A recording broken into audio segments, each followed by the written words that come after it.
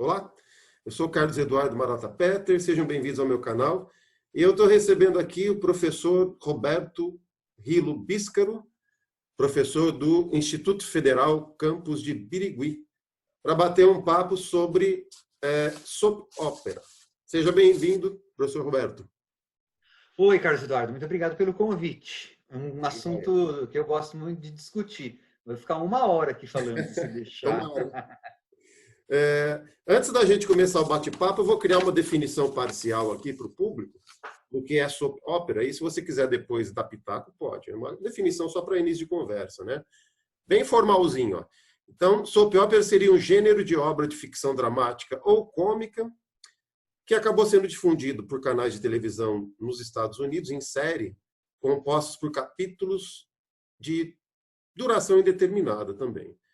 E algumas características são vistas como principais, né? Os episódios não têm unidade do ponto de vista do argumento, ou seja, os desenvolvimentos da história prolongam-se por vários episódios sequenciais, né? Como as telenovelas, só que as telenovelas do Brasil, se eu não me engano, e no resto da América Latina, tem tempo de duração pré-estabelecido, né? É uma diferença em termos de formato. E algumas podem durar, por causa disso, algumas décadas, né? Como é o caso da soap opera Days of Our Lives, que começou lá em 1965, se eu não me engano, e foi renovada uma nova temporada agora. Então é isso. Days of Our Lives está no ar ainda? Eu achei que Está tinha no ar. caído. Pois é. Eu acho que tem uns 13 mil episódios. Isso, deve ter 3.700 e pouco. Que bom. Então vamos bater um papo sobre isso, né? Na sua perspectiva, na sua percepção, qual que caracteriza de fato uma soap opera? O que diferencia dos outros produtos televisivos? Bom, é como se fosse uma telenovela bem estendida durando muito tempo. Só que não usa muito humor, não. Soap geralmente é mais dramalhão mesmo. Uhum. A telenovela usa mais humor do que soap. Eles não são muito bem-humorados. É a ética protestante, lembra? Uhum. Então não tem tanto humor, não. O que diferencia entre a telenovela e a soap opera? Bom, soap opera é ópera de sabão, né? Porque na televisão elas apareceram nos anos 50, lá nos Estados Unidos, e eram financiadas por marcas de sabão, soap.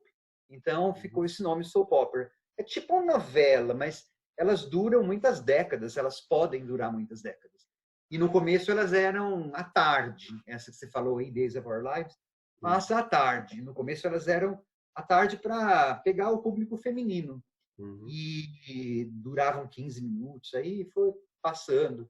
Então tem novela que durou mesmo décadas. Então a diferença que tem para a nossa telenovela, basicamente é que elas não têm tanto humor, elas duram ou podem durar décadas. Portanto, tem atores que trabalham nelas durante décadas. Uhum. Tem, sei lá, o casal de personagens casa em 1980, em 2010 eles têm, sei lá, 30 anos de casado. Isso está na soap, né? Ator morre durante esse período e aí então troca de ator. Isso é uma coisa que na telenovela acho que não tem, né? Não lembro de ter. Mas porque dura 5, 6 meses. Então lá às vezes acontece de um ator acaba o contrato ou acontece alguma coisa, eles têm que mudar o ator. Como essas histórias são muito compridas, às vezes acaba o contrato dos atores ou os atores morrem e aí muda a personagem, continua na novela, na soap. Aí eles só trocam de ator. Sei lá, já aconteceu isso naquelas dos anos 80 da noite, Dallas, a atriz que fazia Dona Ellen enjoou de fazer a personagem, mudou para uma outra atriz, que era a Donna Reed. Uhum. Só que depois a Barbara Bel Geddes resolveu que queria voltar a fazer o papel, aí voltou. É que em Dallas, uma das temporadas foi um sonho, então deu certo. Mas tem outras, em Dinastia, tanto na original, tá passando um remake agora, inclusive na Netflix. O remake eu não vi, mas pelo que eu estou sabendo, acho que no remake já está na terceira Crystal. Nossa. E na segunda, Alexis. Então, isso é uma prática. Você disse lá que a soap tradicional, a soap que se desenvolveu nos Estados Unidos, não tem lá uma pegada muito voltada para o humor, né? Mais drama. E vários autores utilizam a palavra melodrama para falar das soaps. Qual é a diferença do drama para o melodrama no universo televisivo? O melodrama é over the top, né? O melodrama é aquela coisa de você ter traição a cada 5 segundos, reviravolta. Então, tem uma piada lá no universo americano que alguém, não sei quem, disse que foi assistir uma soap à tarde e falou, nossa, em meia hora teve um incesto, um suicídio, é isso. As coisas são muito over the top, elas são muito e acontecem rapidamente, né? Rapidamente e com muito exagero, né? Então, acho que o melodrama é como se fosse o drama melado. Então, na verdade, o nome não vem daí, tá? Eu tô brincando. É o drama exagerado, explorando aqueles elementos que são meio popularescos, né? Isso, exatamente. Então, tem tudo a ver com melodrama, assim, novelão, soap opera tem a ver com melodrama. Eu estava lendo um livro recentemente, que é esse aqui, ó, Páginas de Sensação, escrito pela Alessandra Alfaro, que fala dos livros sensacionalistas do século XIX no Brasil, populares e tal. E ela trabalha com essas questões, ela discute esses exageros, né? O uso do incesto, o uso do assassinato, das traições, em profusão nessas narrativas populares. Existe uma conexão clara entre a soap opera americana e esse universo da literatura do século XIX folhetinesca, sensacionalista? Existe. Existe não só da literatura norte-americana, como de telenovela. Essas coisas são netas ou bisnetas dos romances do século XIX, né? Tanto da literatura mais melodramática, quanto aquela que, por algum motivo, a academia aceitou nos seus portões. Às vezes é tão melodramático quanto, só que foi aceito por algum motivo. Mas a gente não pode negar que essas séries, essas novelas e soap operas sejam netas dos romances, sim. Inclusive, numa certa época, a gente estava discutindo, em off, assim, numa discussão informal, a literatura inglesa, e você falou que o Charles Dickens tem vários elementos meio que exagerados e... Nossa, e como? Popular, né? Desculpa, eu te cortei. Sim, como na verdade o Dickens escrevia... Como não havia televisão, na verdade não havia nem rádio no século XIX, os romances eram publicados em fascículos. Os do Dickens não eram diferentes. Então, Dickens escrevia para o público. E aí tem um dos romances, que agora me foge o nome, mas tem uma personagem que é a Nellie, a menininha lá, Little Nellie. Nossa, ele enrola tanto para matar aquela menina, demora capítulos para ele matar a menina. Por quê? Porque estava vendendo. Então, era novela. Só que Dickens é Dickens. Eu lembro de House, por exemplo, que usa a combustão espontânea, né? Usa combustão espontânea, tem. O personagem pega fogo de forma espontânea. Exato, ele usa isso. Então, assim, as soaps e telenovelas são todas, assim como as séries de hoje, são filhas dessas soaps, tipo Dallas, Dynasty, né? Só que são mais sofisticadas. Dentro desse universo da soap americana, especificamente, quais são aquelas que você considera centrais? Quais são as suas preferidas? É que assim, tem as soap operas começaram como produtos vespertinos, para a mulherada mesmo. Por isso que elas estão muito em decadência, porque dizem, porque mulherada às vezes não quer mais assistir, não fica tanto em casa. Mas assim, elas passavam muito no período da tarde. As séries, as soaps, Dinastia, Dallas, que são as que entraram na moda nos anos 80, na verdade são precursoras das séries de hoje. Por quê? Porque, por incrível que possa parecer, até o final dos anos 70, no horário nobre da televisão aberta norte-americana, né? Televisão aberta norte-americana, nos anos 70, basicamente era ABC, CBS e NBC. Eles não tinham muito o conceito de fazer uma série com capítulos, uma história em capítulos que passasse a noite. As séries que passavam à noite geralmente eram de histórias, episódios com histórias fechadas, de detetive, western, dramas médicos, dramas familiares, mas sempre com histórias fechadas. Às vezes forçando a barra para caber em 1 hora, né? Acelerando a narrativa. Exatamente. E em 78 é que começou uma série. Na década de 60 teve uma precursora que se chamou Peyton Payne, que foi inclusive lançou a Mia Farrow. Então, assim, foi a partir do final dos anos 70 que essa novela Dallas, aqui ó, camiseta comprada, comprada lá em South Fork, que é onde se passava. Eu fui para Dallas, a cidade de Dallas, só para conhecer onde a novela foi gravada, o rancho lá, South Fork. Essa série, que não é uma série boa, mas eu amo. É ela que deu o gatilho para séries da noite nos Estados Unidos serem seriadas, né? Você tem uma história que tenha arcos dramáticos que perpassam por vários capítulos.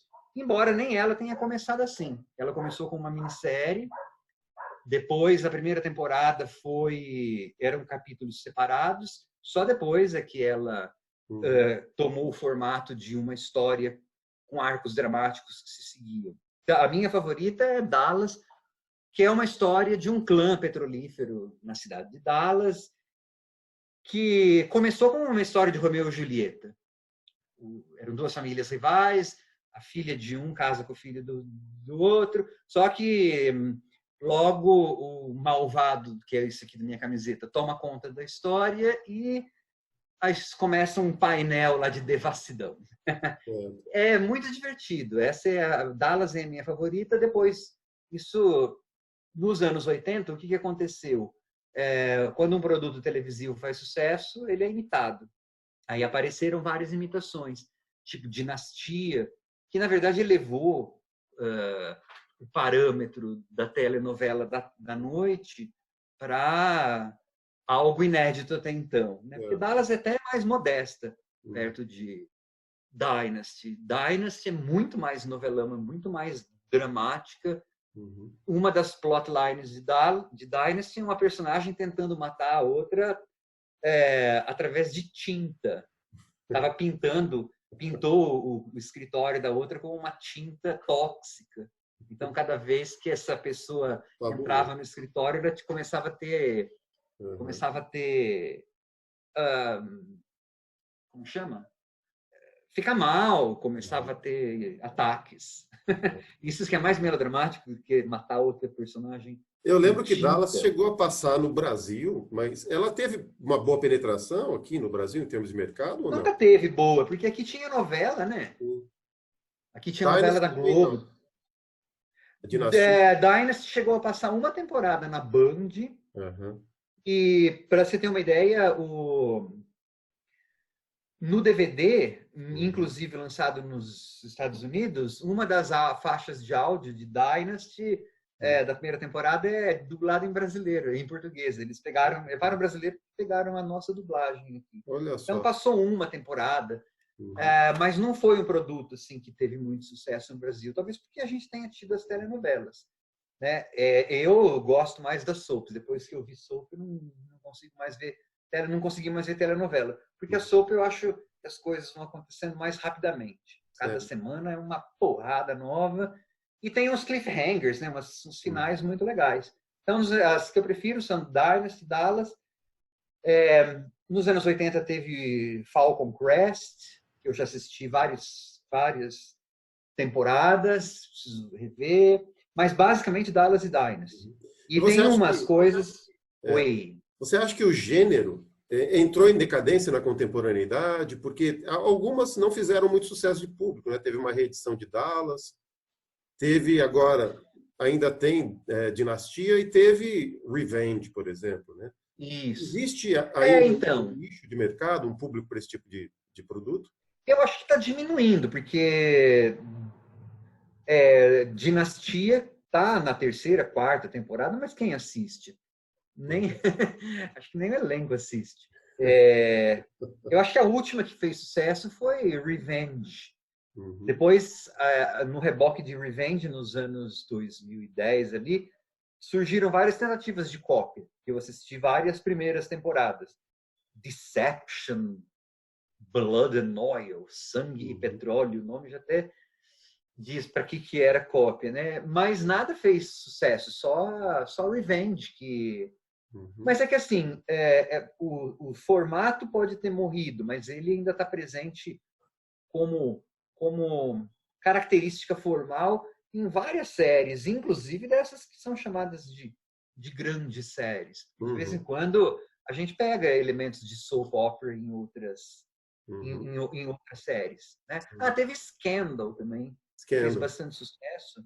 É meio soap, é mais ou menos, né? Só que olha como já é uma metamorfose, vamos dizer assim. Porque Scandal tinha todo um subtexto político, que é do presidente dos Estados Unidos, Uhum. mas você quer mais maluco e mais melodramático do que acontecia em Scandal, que acabou, na verdade, depois é, superando Revenge, né? Que foi boa na primeira temporada, na segunda quis dar um passo maior que a perna e flopou, assim, ficou chata, depois nunca mais conseguiu se recuperar. Mas acho que assim, como não dá mais, acho, para ter essas tipo Dallas e Dynasty, mas dá para você ter elementos dessas coisas em Uhum. outros, né, tipos de série. Eu costumo dizer, às vezes, que os filmes da Hollywood comercial são tão inverossímeis, tão exagerados, que eles já incorporaram vários elementos da antiga soap opera e transformaram isso num tipo de espetáculo um pouco diferente, né? Hum. Eu acho que O no Will fim está vem presente em todo lugar, né? sim, são esses elementos do romance burguês que a gente diz Uhum. na literatura. Então eles estão presentes em tudo, quanto é coisa, e no fundo fala tudo do quê? De dinheiro, de transmissão de propriedade, legitimidade ou não. Então fala tudo sobre isso aí. Então é só isso que tem. Eu gosto, eu acho muito legal. O Humberto Eco disse que a civilização moderna tem uma verdadeira mania por lista, né? Que é uma mania que vem de longa data. Se você tivesse Tem. que criar uma lista, assim, do pessoal, quais seriam as soap indispensáveis? De 5, quais seriam? Tá. Bom, eu só conheço porque eu assisti só as da noite, né? As da Uhum. tarde, eu só vi pedaços no YouTube. Quando Uhum. eu visitei os Estados Unidos, uma vez eu fiz questão de ficar, era inverno, para ver um capítulo de Guiding Lights à tarde mesmo. Todo o ritual que eu tinha direito, batata frita, pacote Uhum. desse tamanho, assim, para engordar e ter ataque cardíaco em frente da poltrona. Então, eu vou falar os de noite. Eu não sei se vou chegar a 5, mas é, assim, por mais que me doa o coração, eu acho que o protótipo da soap opera é Dinastia, né? Da soap opera dos anos 80. Eu digo mais que me doa o coração porque eu sou fã de Dallas, mas Dinastia, ela chegou num nível de loucura e de luxo, escapismo que Dallas jamais Uhum. conseguiu sonhar, né? Porque eu acho que Soap tem muito de glamour, de luxo. Uhum. Então, eles tinham que ter seguranças para gravar as cenas de Dynasty, porque as joias eram de verdade, o caviar era de verdade. E tem, assim, como eu falei, doideiras. Tem uma Dynasty gerou um spin-off que durou 2 temporadas, chama The Colbys, que é a família rival lá dos Uhum. Carrington. Até o nome, Carrington, Colby. Carrington é o nome mais britânico. Até. Mas, enfim, The Colbys. The Colbys durou 2 temporadas. Se vocês procurarem no YouTube, vocês vão ver o que eu vou falar, para não achar que eu estou mentindo. Sabe como que é o cliffhanger da segunda temporada? Que, na verdade, a gente nunca soube como foi desenvolvido, porque não houve terceira. Foi uma abdução alienígena. Por mais que possa parecer, numa novela que era realista, né? Uhum. A Fallon Carrington, foi abduzida por um disco voador. Ela está dirigindo o carro na estrada, o disco voador baixa, abre a portinha e ela sobe no disco voador. Então, eu acho que Dynasty e o filhote The Colbys é o mais maluco, assim. Uhum. Dallas é fundamental porque começou isso. Uhum. Mas ela é menos... Dallas é mais masculino, né? Uhum. Sempre houve essa divisão, porque eram os machos lá que mandavam. Dynasty era mais frufru, assim. Então, Dynasty, Dallas, tem o Revenge, que não dá para esquecer, que é esse produto dos anos 2010, especialmente a primeira temporada, né? Que eu acho muito boa. Nos anos 90, Melrose Place, que é uma doideira também, assim, chega a ter um pedaço lá que alguém é enterrado vivo e você vê igual filme de terror, as mãozinhas assim, escapando da terra. Isso para mim é bem maluco, né? Uhum. 4. E aí tem outras, assim, mas porque tem na Austrália, Uhum. tem em vários lugares soaps, mas eu acho que para quem não conhece é Dallas Dynasty, Revenge, Melrose Place. Eu acho que essas são as clássicas da noite. Porque depois tem Knots Landing, tem Uhum. Falcon Crest, mas são todas cópias, né? Talvez se você quiser acrescentar Scandal, que é aquela da Olivia Pope, chatíssima, inclusive a Olivia, o pai dela, que é assim, é uma soap disfarçada de thriller político, Uhum. né? Mas que é para você ver mais ou menos como que o subgênero vai mudando para ficar igual, né? Porque às vezes as coisas têm que mudar para ficar iguais, né? Não Uhum. sei quem falou isso, mas eu acho isso muito bom. Perfeito. Sei que é mais culto que eu, mais canônico. É algum filme desses chiques aí, alguma coisa que fala que as coisas às vezes têm que mudarem para permanecerem as mesmas. Exato. Perfeito. Então, eu gostaria de agradecer aqui a participação do colega, amigo, Roberto Rilo Bíscaro, no nosso bate-papo sobre soap opera. E Foi legal. foi. E para aqueles que não conhecem esse universo, mas gostam de sitcom, existe uma soap opera dentro de uma sitcom que é bastante famosa, que é Friends. Um dos personagens participa de Days of Our Lives. E essa série, dentro da série, faz uma série de piadas com as convenções da soap opera. Eu acho que é até mais engraçado que a própria série, as convenções. Tá. Então, eu não vi ainda, mas tem uma série nos anos 70, uma sitcom, que chama Soap, Ah, é mesmo? que é, que é Agora, uma é desse tipo aí. Só que eu não assisti ainda. Está no meu computador faz 200 anos, no meu HD, e eu não vi ainda. Qualquer dia eu legal. vejo e a gente faz outra live para dizer se não é precursora de Friends, olha só. Pode Mas ser. Friends eu não vi, não. Eu vi Pode uma, ser. tentei ver uma vez e é muito chato. Legal. Abração, então, Roberto. A gente se vê num outro Falou, encontro, tchau. talvez de ficção científica nos anos 50. Tranquilo, beleza. E um abraço pro teu público e teu canal é bem legal. Obrigado. Tchau. Eu também. Aliás, o Roberto tem um canal bem mais antigo do que o meu, onde vários filmes interessantes foram trabalhados. Ele fala de literatura, Nordic Noir, principalmente, né? Literatura policial produzida na Escandinávia. Vale a pena dar uma olhadinha. Um abraço e até a próxima. Opa, obrigado, tchau.